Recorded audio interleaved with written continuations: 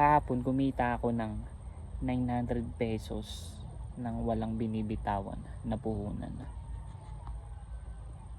So itong vlog na to ay para basagin yung stereotype na kailangan ko ng puhunan para mag-start ng business. Actually hindi mo kailangan ng puhunan, sabi-sabi lang yan. Ang kailangan mo ay mag-execute.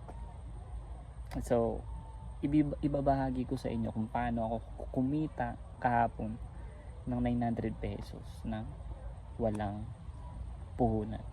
900 pesos lang naman, pero may matututunan kayo dito.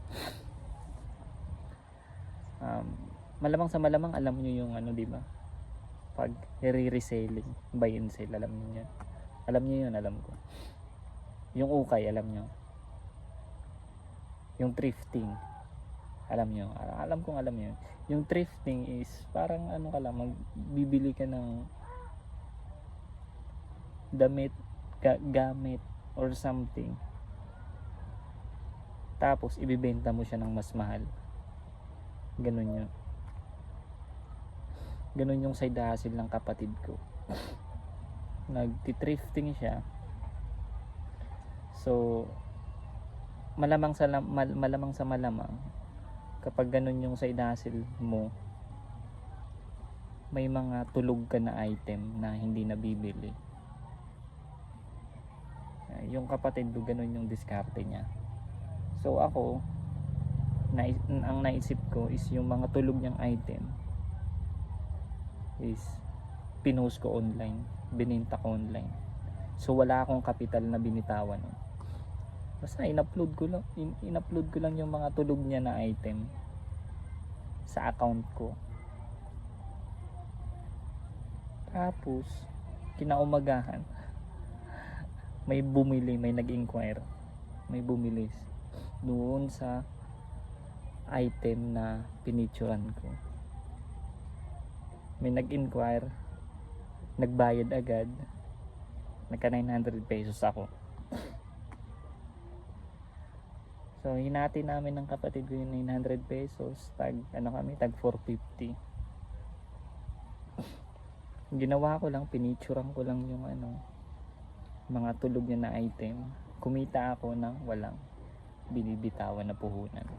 So ang lesson doon is kaya mo kumita ng walang binibitawan na puhunan.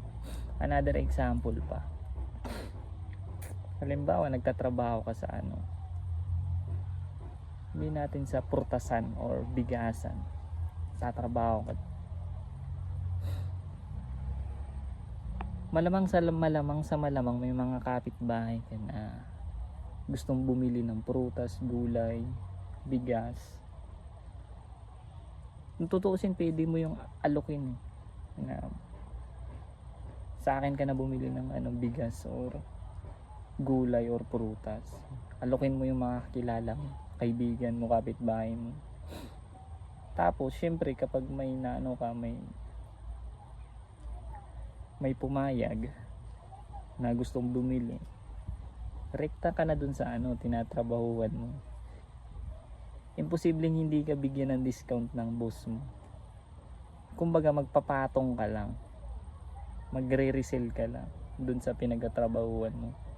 Papayag at papayag yung boss mo na mag-resell ka kasi tulong na rin sa kanila yun para magkaroon sila ng benta. Kasi kailangan ma-dispose agad yung mga produkto na yun kasi nabubulok yun Mangyari yan win-win situation. Natulungan mo na yung boss mo na mabenta ng mas mabilis yung mga item na nabubulok kasi prutas yun Yun. Ikaw na mag-supply nun. Ikaw na mag-supply sa mga dyan sa lugar nyo. Papayag at papayag yung boss mo. At kung may natutunan ka dito sa content na to, comment ka sa baba at i-comment mo din yung mga alam mo na side hustle para magtulungan tayo.